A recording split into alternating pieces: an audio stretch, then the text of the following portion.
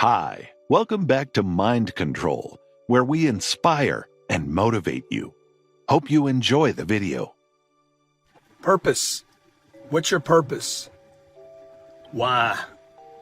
Why are you doing what you're doing? Why are you doing all the hard stuff? Why do you get up every day and look for motivation? I don't know what yours is, but I know mine. I hear people say, oh, you got the fancy car and you got the jet and you got the wife and you got the kids and you got the life and you get to travel and speak. None of those things, because we all know the people that have the 6 or 7 or 8 or 12 or 20 cars. I was looking at this house the other day. It's got a 20-car garage. And I'm like, dude, why would you need a 20-car garage? Certainly, I get it that somebody's got so much money and so much wealth that they just have to continue to buy stuff, or they got 3 or 4 or 5 homes or 2 or 3 jets or whatever the deal is, right? But the reality is that doesn't fill me up. What's always filled me up, even when and I got the fancy stuff. Look, I'm not bouncing on the fancy stuff. I like nice things too, like anybody. But when is enough, right? When do you have too many nice things and find out the well is empty, you, the vessel? And for me, I want to help people. I've always wanted to help people. Ever since I was a little kid, I wanted to help people, particularly after my dad died, because I wanted people to help me. And maybe that's where it comes from. Maybe it comes from some wound, some early, maybe not a wound, maybe it was always there, and the loss of my dad, and realizing that I needed uncles to fill in the spot, the mentorship, and almost like a life scholarship, a coach. I needed attention in school, and I didn't get it. Maybe that's what spurred this, that I'm going to help people. I talk about being other people's uncle. People call me Uncle G. Literally, I don't care if you have any money or not. Okay, I already got mine. My money's so right, and I'm grateful that my money's right. I want to help other people get their money right. I talk about money a lot because, the school system that I went to, all the way through college, an accounting degree, there was never a discussion about money. And for me, I'm trying to fill the gaps in between your education from your parents and that guy's upset. Miseducation, whether it be at church or school or home. Don't talk about money. You don't need money. Money won't make you happy. Money is the root of all evil. All these things that we've been taught. I'm here. I talk to you about money every day because nobody told you the truth about money. Dude, you need money. You don't need money to buy sparkles in the roof. That's just dumb. It's beautiful. It's nice. But how many you need? How many do you really need? And this is what me and my wife talk about all the time. Okay, what is our purpose? And my purpose is to help people. My goal is to wake people up. I got a very strong message. It agitates some people. I know I got a style that doesn't accommodate everyone, but I'm trying to break through all the noise. You got a lot of noise in the world. Got a lot of garbage in the world. Most of it's just putting people asleep. So when you hear me yelling, showing off, dude, I'm just trying to get your attention. My purpose is to wake you up, okay? I want to help you. I want to help as many people as I can. I'm getting ready to go into a sales meeting right now. There's going to be 75 people in this meeting. This is my office. This is my group. We have another 150 people in the field, my real estate company. For too many years, I stayed small. I stayed little. I needed somebody screaming at me. I needed somebody to tell me the truth, like, blow up, dude. You got to blow up. But you need a purpose to do that, okay? My purpose is to help people. I want to go down, not for the money that I made or the books that I wrote, but the people I helped. And I want you to be one of them, okay? My purpose is to wake you up, to give you the truth, to keep you on the path. If you're in India right now, you're in South America, you're in China, you're in Hawaii, I don't care where you live, your race, your color, your religion, I will help you. Okay, I will help you. I don't need your money. I need your willingness to change your life. That fills me up more than any amount of money, fills me up more than a plane, fills me up more than a car. I want to be responsible for more than just myself, my wife, and my kids, and my 75 employees here, my 150 out on the road in the real estate. I want to do more than just something for myself. I want to help others. So if you're one of those people and I can help you, let me know how in comments. How can I help you? What program do you need? Do you need something on sales, marketing, social media? Do you need a bigger network? Do you need some help in money? I got plenty of programs. I'll give it to you if I need to, okay? God bless. Be great. Everything that matters in life must be built. Woo! Let me tell you, that was worth the whole trip. If it's a business, it's got to be built. If it's a family, it's got to be built. If it's a marriage, it's got to be built. If it's a relationship, it's got to be built. You will not have success waiting on these microwave relationships. Everything in life, build. You have walked away from things saying they weren't finished, they weren't supposed to be. You left people and said they weren't ready, they weren't supposed to be. You have to build a boy into a man. You have to build a wedding into a marriage. You have to build a house into a home. Build it. You know, we live in a world where opposites are in conflict and we're in the middle.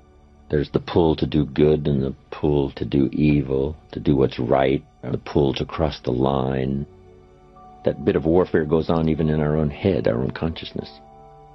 When I was a little kid growing up, I remember this cartoon of a little boy, and it showed this little boy with a little devil on one shoulder and a little angel on the other shoulder. The little devil said to the little boy, "Go ahead and do it, it'll be okay. It'll be fine, go ahead, go ahead." And little angel saying, "No, no, no, don't do it, don't do it." Little devil said, "Yes, go ahead." Little angel voice, "No, no."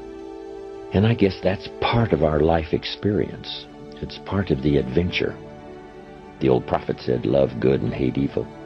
And if we become educated in that way, knowing when the voice of temptation is not the right road to take, we make some better choices. When I got up this morning, a little voice said, "You really don't have to do your exercises today. You could skip today. You've got some work to do." And I got in at about 1 o'clock this morning on my airline flight from Colorado Springs. But as recently as this morning, the little voice said, "You don't have to do them this morning." But I well know that if I postpone a day, sure enough, I've got to make up for it somewhere. Maybe do a modified version if I don't have quite enough time, but don't let it just go. But we all have that. You know, that's fairly constant, what voice to listen to. I guess part of the answer is not to become a victim of yourself. Beware of the thief on the street that's after your purse, but also beware of the thief in your mind that's after your promise. The little thief in your head that says, "You're too tall, you're too short. You've never done it before. It's not going to happen for you. Others can find this book, you can't find it. If you found it, you probably wouldn't read it. If you read it, you probably wouldn't understand it." This is a constant bit of warfare going on inside of our head. So we all have to deal with that. But what I call that in these experiences is the great adventure. It seems as though God has designed human life and his own existence as a bit of adventure. First creating all the angels according to the storyteller, and we might surmise, what was that for? Maybe he didn't want to be alone, or maybe he wanted to create some kind of adventure for himself. Made one of the angels, the storyteller says, the most famous, the most beautiful, the leader. And finally Lucifer gathers up a third of the angels, makes a move on God's throne, loses, giving us a bit of insight, not much detail. I guess most of it's left to our imagination, which is probably what the storyteller wanted to create. Here's a few details and leave the rest to your imagination. So it seems like in the beginning, before the beginning, God, it seems, was interested in adventure. But I guess if you boil it down to something very simple, it says, would it be possible to win if you couldn't lose? And almost everybody says, well, no, it doesn't seem possible that you could win if you couldn't lose. So there has to be an adventure in order to have a victory, in order to have a win, in order to overcome, In order to create something of value, you must keep pulling positively against the negative forces, but that's what creates the adventure.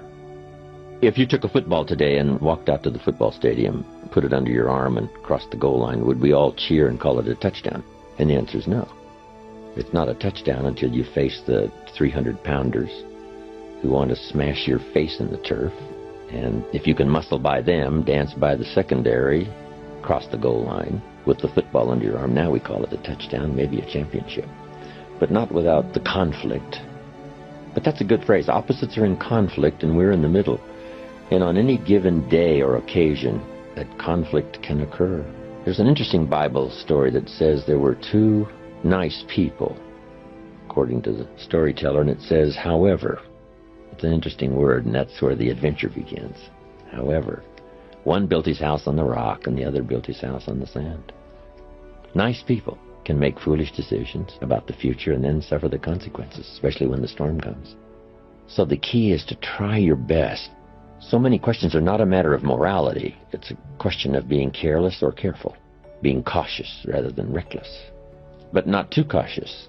So it's kind of an interesting challenge. If you were so cautious driving on a two-way highway, every time a car came your way, you were troubled about thinking whether or not he was going to stay on his side of the line, that you pulled off the road, wait for him to pass, then got back on the road and continued your journey.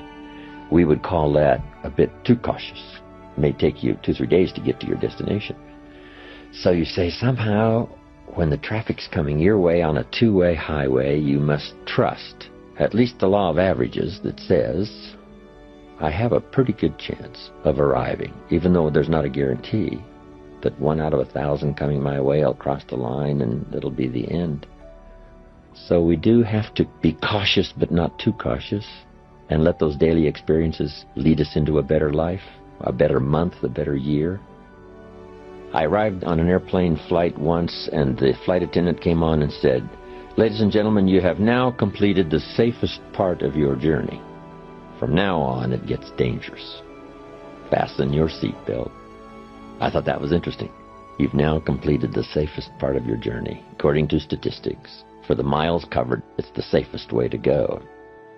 We'd like to thank you so much for watching till the end. Don't forget to share your thoughts in the comments section. Please also like, subscribe, and share this video with your friends and families. Please watch our other motivational videos. Thank you again.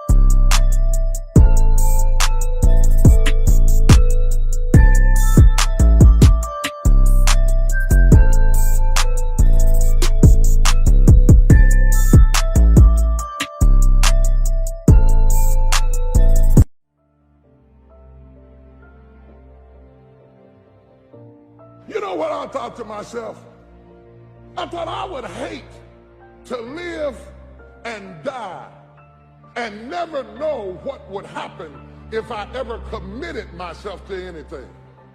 Some people have never thrown their whole self at nothing. Not at school, not at work, not at marriage. Oh my God, you've had 1 foot in and 1 foot out of every dream all of your life, and you've never seen what you could be if you ever really connected and threw everything. And that's what's going to make your death so sad. That's what's going to make it so sad, is that you never lived first. You never fully engaged.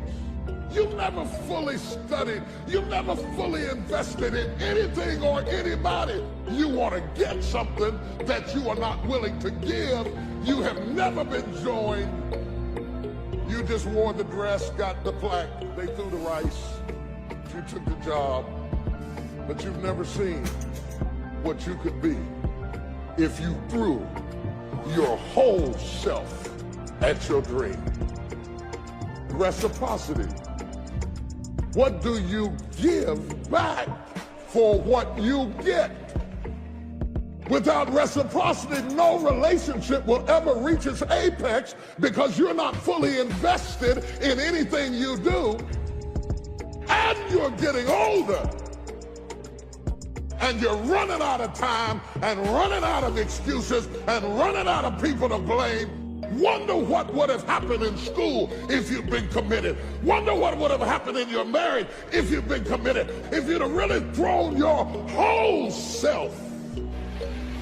You've always been casual and never been committed. Your life is a false advertisement. Your whole life is a facade. The whole thing is a fake. The whole thing is a front. Your whole life is a camouflage suit. And now you're getting older, and you'll never get to see what you could have been, because the cost of getting to see it is a commitment that you've never been willing to pay. You're trying to get somebody to fall in love with a you that you've never discovered yourself. You come to the altar and you raise your hands and you say, Lord, I give myself to you, but you don't. You marry somebody and say, you can count on me, I'll be there through the thick and the thin, for better, for worse, for richer and poor, in sickness and health. You didn't mean it. Half studied, half worked, half labored, and then wonder why I thought I'd be further than I am at the age. Let me tell you why you are not further. It is not the devil, it is not witches, it is not demons, and it's sure God ain't haters. You are not any further than where you are right now, because you have never thrown your whole self at anything in your life. And you think greatness goes on sale, but true quality never goes on sale. Greatness costs what it costs. Decide that you're going to become the active force in your life. Decide that you're not going to go through life feeling like a victim. Decide that when things become challenging, and they are, that you're not going to personalize it, that you're going to look at it and you do whatever you must do in order to work things out and learn from it. Learn from it. That's the key. Promise yourself you'll read the books until your skills change. You'll go to seminars until you get a handle on it. You'll listen to it until it makes sense. You'll go for it until you understand it. You'll practice it until you develop the skill. Never give up until, however long that is, step by step, piece by piece, book by book, word by word, apple by apple. Walk around the block, walk around the block. Go for it. Don't miss the chance to grow. And resolve that you'll pay the price until you learn, change, grow, become. Then you'll discover some of life's best treasures when you pay that price. In life, you will always be faced with a series of God-ordained opportunities, brilliantly disguised as problems and challenges. If you've lost your job, don't say that I've been laid off. Just say I've been given an opportunity by the universe to find my life work. Now you're taking it from a different perspective. Now you become an active force in your life. Now you are the one, rather than running from things as they begin to change, you become a change driver, because you know that you've got the power within you to make the difference. This force, this power, this energy that you have, that's more powerful than anything that can ever happen to you. You're more powerful than your circumstances or anything that you can experience right now. Decide that you're going to commit yourself to act on your ideas, to become happy. Commit yourself to live your dream. Commit yourself to become the architect of your future. And it really, as you begin to operate out of this consciousness, you begin to experience a different level of living in terms of commitment. He says, until one is committed, there is hesitancy, the chance to draw back, always ineffectiveness. See, until you are willing to jump out there. Somebody asked me, how do I do that? I said, no. You don't need any answers now. You need to make the commitment. Once you make a commitment, then life will give you some answers. You can't decide just going to sit on the side of the pool and just stick your toe in. No, you've got to be willing to make the leap. Most people don't want to do that. They want to sit on the side and say, Tim, is it cold out there? Is it rough out there? Come on out and see. See, no, you want to decide to make that commitment, because then that's when you become involved in the learning process. There's one elementary truth, the ignorance of which kills countless ideas and splendid plans, that the moment one commits oneself, then providence moves too. All sorts of things occur to help one that would never have otherwise occurred. Whatever you can do or dream you can do, begin it. Boldness has genius, power, magic in it. Begin it now. I read a book by Dr. Johnny Coleman that says, it works if you work it. And as you begin to look at your life, decide that you're going to start working on that dream. You're going to work and nurture that idea. Now, there will be people that will criticize you. There will be people that won't see it for you. But I say to you, don't let them turn you around. Don't let nobody turn you around. Because people will try and turn you around. Hello? People will try and turn you around. But when I heard Bob Mays out of Chicago sing that song, don't let nobody turn you around, that's real. Because that's why most people don't act on their dreams and ideas. That's why most people, when I'm talking with kids that are in institutions, and I said, what happened? Why did you give up working hard and making good grades? Well, they started teasing me. And they allowed that peer pressure to cause them to scale down their dreams and their ambitions. They started following the crowd. That's why many people don't do the things they want to do. A friend of mine, he wanted to become an actor all his life. He let someone convince him, you can't become an actor. You go out to Hollywood, they'll swallow you up. It's too competitive. Thousands of unemployed people out there. But then another friend of mine, Sheila Hall, and she decided at age 42, I'm going to live my dream. Her son graduated from high school. She decided to make the plunge, to go to Hollywood. Quiet person, never had any experience in the area. And because she decided to make the commitment, she is now working on a one-woman show. And she's been getting support from everywhere because she was willing to make the commitment. This other guy is far more talented and skillful, but he wasn't willing to make the commitment. So he goes to work every day to a job that's making him sick because he doesn't have the guts or the boldness to stand up in life and say, I'm going to live my dream. I'm going to commit myself to live out what's in me. I heard Dr. Johnny Youngblood say, I must live what's in me. I said, why do you do this? He said, I got to do it. I got to do it. I'm saying, find something in your life that you say, hey, it might not work out, but I got to do this. Why? Hey, it's the one thing I love. It's my peace. It's my thing. You don't understand it? It's all right. You better be committed or you ain't gonna make it. If you're not committed, you're not gonna make it. You have to be committed. Through the storm and the rain and the heartache and the pain and the disappointment, you have to believe in the we and the us and not the me and the you, or you're not gonna make it. It's a commitment. It's not a feeling. Y'all don't want to hear real truth. You want to hear fairy tale Hollywood shake and bake stuff, but in reality, it's a commitment.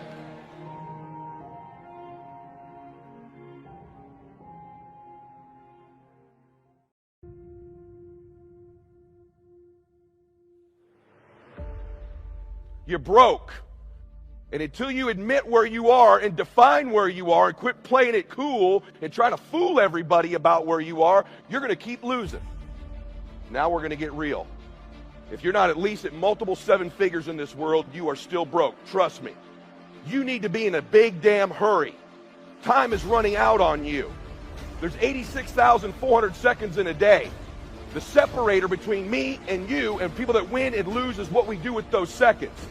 And you're too slow. You're too cool. You're too casual. You think too much. You need to get in a hurry. The separator in this room, you're all learning the same things. The separator is going to be who takes massive action quickly. You stop playing around. I'm looking around this room. Not all of you are 19 years old. Time's running out on you. It's serious. You got a chance to change your damn life with what you're learning here. And not just your life, the lives of your children and grandchildren forever. The choices I made, the work I put in, the difference I've made, my great-great-grandchildren will know the difference. There'll be a portrait of my grandchildren, me and my wife. These are the people that changed our family tree forever. You need to stop letting the damn world push your family around. You get pushed around all the time. And just because you hang around other dudes like you who also get pushed around all the time, it's not normal and it's not okay, and you need to change it. You with me on that? So I didn't come here to entertain you today. I came here to set the stage. You need to quit playing around. The world is monkeying with your family, and you let them. You were 3, 4, 5, 6 years old. There was some point, sometime in your life, you knew you were special. You knew you were supposed to do something great with your life. You knew you were going to make a difference in the world. Somewhere along the line, life started happening, a setback here, someone teased you at school, a divorce, you got into a career someone else picked for you, whatever it is, and you started to settle. You start to make excuses. You start hanging around people just like you, and they make it okay.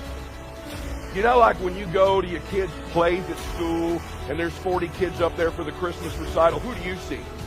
Who do you see? You don't see the other 39 kids. You're looking right at your kid, aren't you? Listen, your kids are doing the same with you. They're watching you. And they're going to get to an age where they figure out who you really are. You can be anybody you want to be. Really, Dad? Then how come you're not? You can accomplish anything in the world you want, sweetheart. Well, why haven't you, Mom? They're watching you. I don't deliver a normal message. I love you. I'm here to shake you up and get you to remember what I say today. Because this information goes nowhere if you don't separate yourself by leveraging the pain of where you are or the pleasure of where you're going. And you best get in a damn hurry. Because you only got 8 years of life, by the way. Just so you know. You only live 8 years. Average person lives 78. You spend 28 of those years sleeping. You spend 10 and a half to 12 of them working. You spend another 3 or 4 shopping, chores, internet, traffic, add it up, you get 8 years. And you're not a newborn, so you got less than that. You got to get in a hurry to make a difference in your life. Time is running out like that. We are living in a generation of the dumbing down of ideas. Because we have traded effectiveness for busyness.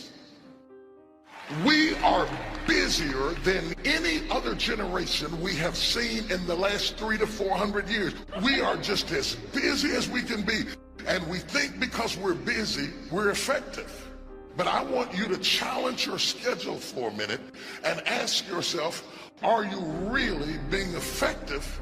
Or is your life cluttered with all kinds of stuff that demands you and drains you and taxes you and stops you from being your highest and best self? And are you substituting busyness and all the chaos that goes along with busyness from being effective?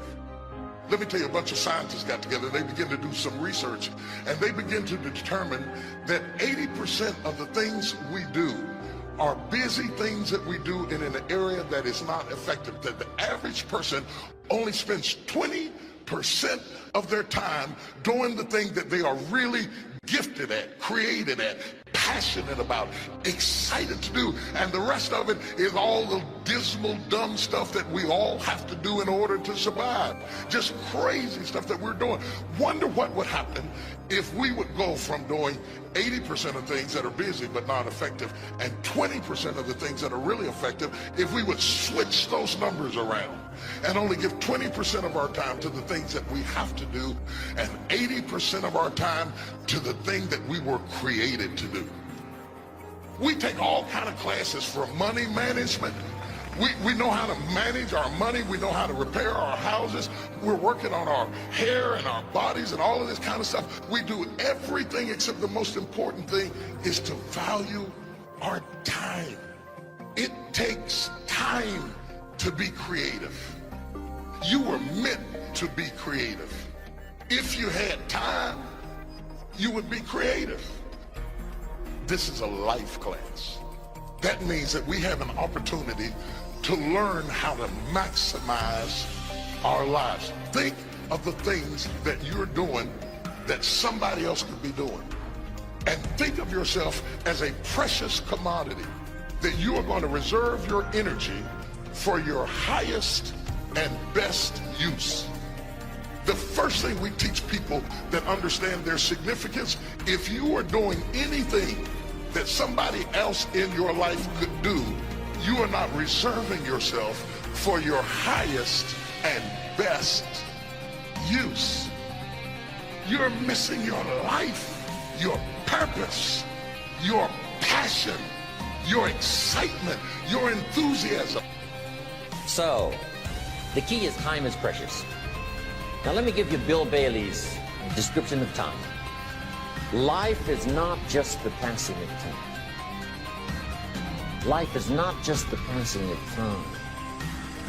Life is a collection of experiences, their frequency, and their intensity.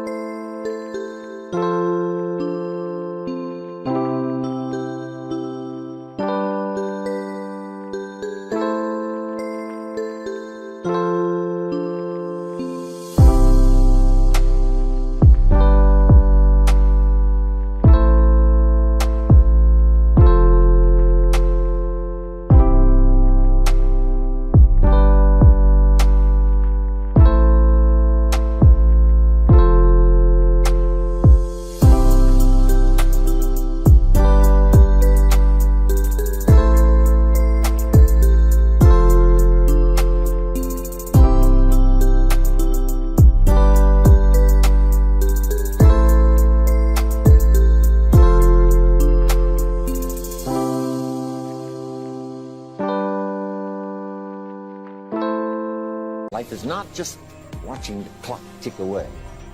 Life is a collection of experiences, their intensity, their frequency. When my friend Mark died at age 44, someone says, that's young to die. But what if he lived 4 lifetimes in one? It might not be too young. Whatever the span of your life turns out to be, here's what you want to fill it up with: experiences and the intensity of those experiences. When should you start the day? As soon as you have it finished. Plan the day the best you can, leaving plenty of room for improvising and surprises and all the stuff that happens during the course of the day.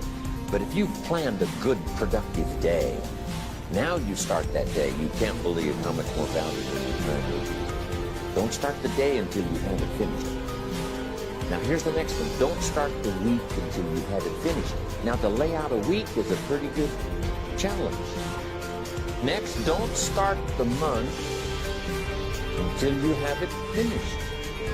The places to go and the people to see, the productivity and the sales and the customers and the development and all the rest of what you want to accomplish during the course of 30 days. Don't start the month until it's finished. And then here's the big one. This is really challenging. Don't start the year until you have it finished. To the best of your ability. It can't be finished like minute by minute.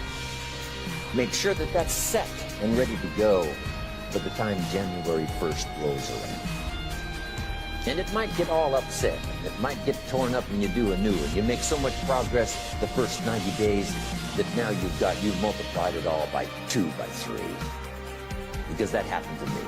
I thought, wow, here's how, this is going to be a great year. By the time I'd finished the 3rd month, I'm rolling, I'm soaring. So many things are happening, I rebound.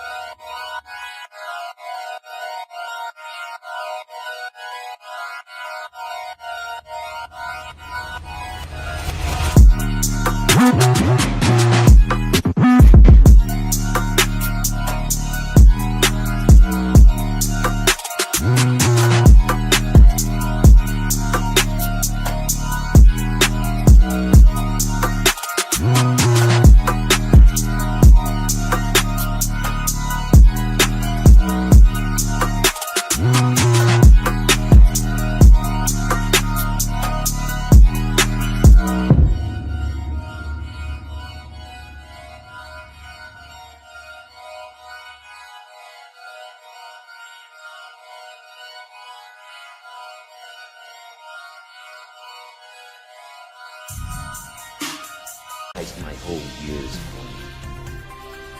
In one of my seminars, here's what I teach. All life form strives to the max of its potential except human beings. How tall will a tree grow? As tall as it possibly can. You never heard of a tree growing half as high as it could. No, trees don't grow half. A tree drives its roots as deep as it can, reaches as high as it can, produces every leaf it can, every fruit it possibly can. To the max. Every life form strives to the max, except human beings. Now, why not human beings? Jot this down. You've been given the dignity of choice. You're not a robot. You don't have to repeat this year the same as last year. You can tear up last year's plan, develop a new plan.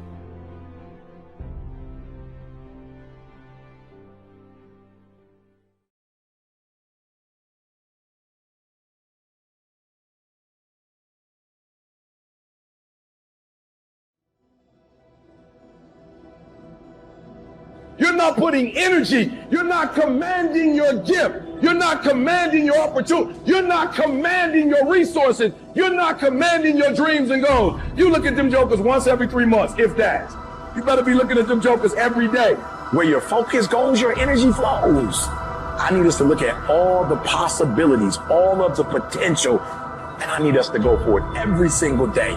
Monday grind, Tuesday grind, Wednesday grind, Thursday grind, Friday grind, Saturday grind, Sunday grind. Every opportunity that exists, I need you to go after it. It is important in the area of motivating yourself. It's important to know why you're doing it, because that mind will say, why bother? Why go through all this? This is too hard. No, throw in the towel. It's not worth it.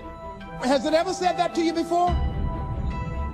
Here's how you can handle that. Here's how you override that. Write down 5 reasons why you deserve it. Why do you deserve what you want? Why you? Why do you deserve it? What meaning and value will it bring to your life? What's so different about you that you deserve your goal or this goal?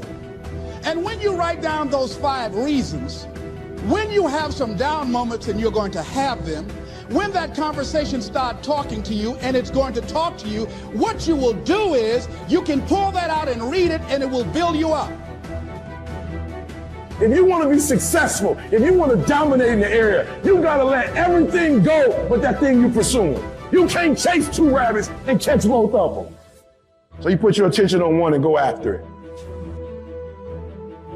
It will be your rod and your staff to comfort you through some challenging moments, because you're going to have some. Life will knock you between the eyes. It will catch you on the blind side, come out of nowhere, stuff you can't anticipate. That will knock the wind out of you. You want to give up. That's why it's important for you to work on yourself, listening to tapes, building yourself up, talking to yourself with power, feeling, and conviction, building yourself up day in and day out, because it's coming. Life will send you some curves you cannot anticipate. Champions are focused on the goal. They don't have time to be doing stuff that's not going to help them towards the goal.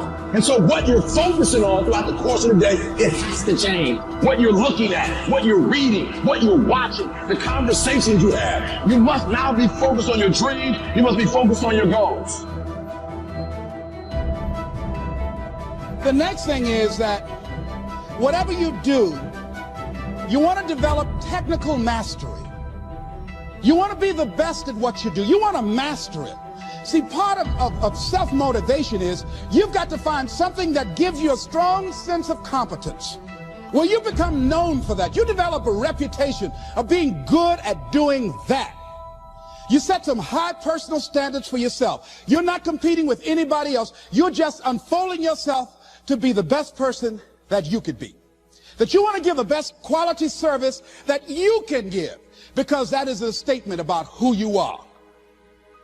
The other thing that's the key to self-motivation is recognize the fact that you're going to get into some slumps. Recognize the fact that you're going to encounter a great deal of failure in life. It goes with the territory. But in the face of that, you want to be relentless. When you want something, you don't expect everybody to say, oh, come on in. Oh, you want this? Oh, great. We want to give this to you. You're such a nice person. You're doing it for your family, aren't you? Great. No, life isn't like that. No, many doors will be closed in your face. Many loans that you will want. And they'll say, no, you don't have enough collateral. You don't have enough credit. And most people will give up. But you've got to decide that I'm going to be fearless. I refuse to be denied. And I'm going to go all out. I'm going to be relentless. I don't care how many no's I encounter. I like something Isaiah Thomas said when he's getting ready for a basketball game. He said, I'm going to either shoot us in or shoot us out, but I'm not going to not do anything. And that's the way to go. You can't make a basket unless you shoot the ball. You can't hit a home run unless you take a swing at it. Most people won't even take a swing. Well, I probably won't make it anyhow. That's the conversation within. They probably won't give it to me anyhow. If you want something, you've got to be relentless. You've got to decide, I deserve this, and I'm going to have it. And you go all out to get it. That drives you. The next thing is that when you want something out of life, you've got to be willing to go into action. Don't wait around for things to be just right. Don't wait for things to be perfect. Don't wait for the ideal situation. It will never be ideal. There will always be a reason. Well, as soon as the children grow up, or as soon as I pay my bills, or as soon as I get my divorce, as soon as I get enough money together, do what you can, where you are with what you have, and never be satisfied. A lot of people never take a chance in life. They don't want to take any chances. They want the situation to be ideal. See, that's not walking by faith. That's walking by sight. If I can see it, I'll do it. No. That's a lot of people saying, if I can see it, I'll believe it. No. If you believe it, you can see it.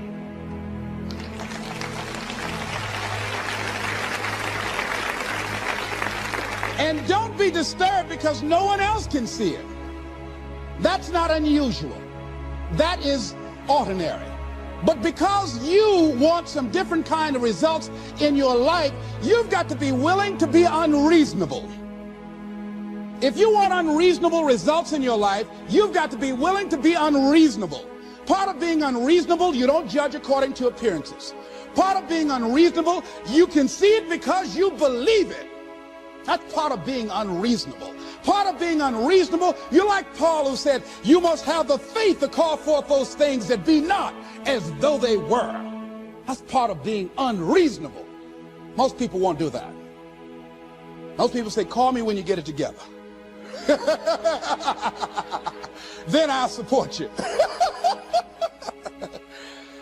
The other thing is that one of the keys to self-motivation that empowers you is that you want to find a cause larger than yourself. The first level to success in life, listen to me, the very first level is you seeing it. Like it's clear to you. You know exactly what you want. You know exactly when you want it. You know exactly what it tastes like. You know what it looks like. You know what it smells like. Before you really blow up, and you get success, you literally have it in the palm of your hand without having it. You gotta know what it looks like, tastes like, feel like, because you don't, you're gonna compromise. Winners complain. Winners want to hear themselves talk. Champions do not complain. Why? Because they're focusing on what they said they wanted to do as a goal.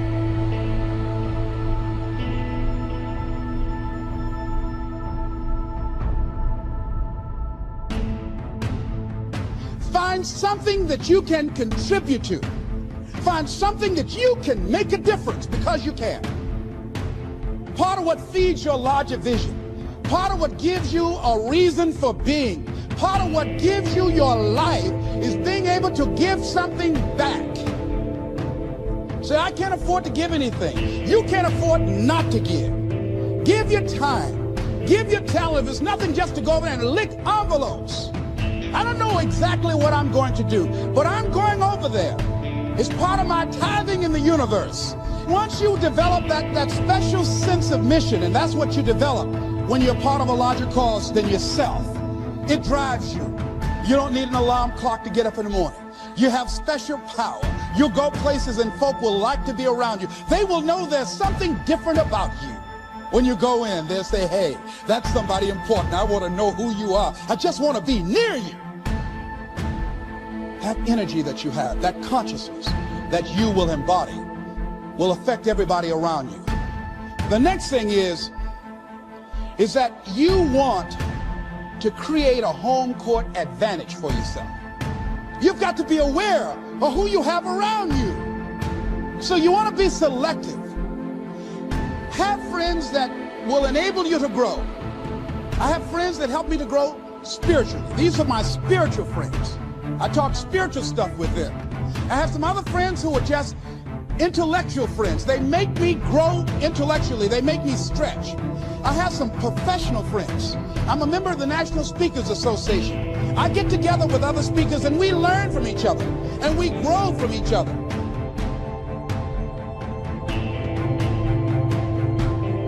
I have other friends who are just social friends. All we do is just socialize together. We'll look at a basketball game together or go out dancing, but that's all we can do. We don't talk anything serious, nothing spiritual, nothing intellectual. That's not that kind of relationship. Nothing heavy up in here.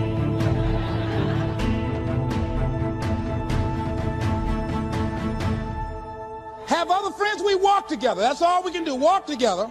Talk about we're going to lose weight one day by and by for good, all right? That's all we do. Nothing else. So, according to the relationships that you develop, we grow from people and projects. And the relationships that you develop can enhance and can enrich your life, or they can drain you. I know many talented people who had a great deal of potential, but because they didn't surround themselves with other people that will inspire them to transcend themselves, they never realize their greatness, and they will end up going to their grave with all their good stuff still in them. So you want to look at your relationships, the people that you're involved with, the people that you communicate with most often, and you want to ask yourself the question, what am I becoming because of this relationship? Does it inspire me? Am I motivated? Am I encouraged? Am I driven to develop myself? Am I seeking my own greatness? What kind of person am I becoming because of this relationship? Am I becoming more cynical and negative about life? Ask yourself that. The next thing is, you've got to say yes to your life. You've got to say yes. Yes to my dreams. Yes to me. Yes, I can make it. Yes, I can. Doesn't matter how many failures I've made. Doesn't matter how many mistakes I've endured. Doesn't matter about my defeats. Doesn't matter about what I've done. Yes, yes. I don't care about the fact I'm in a hole now. Doesn't matter about where I am. Yes.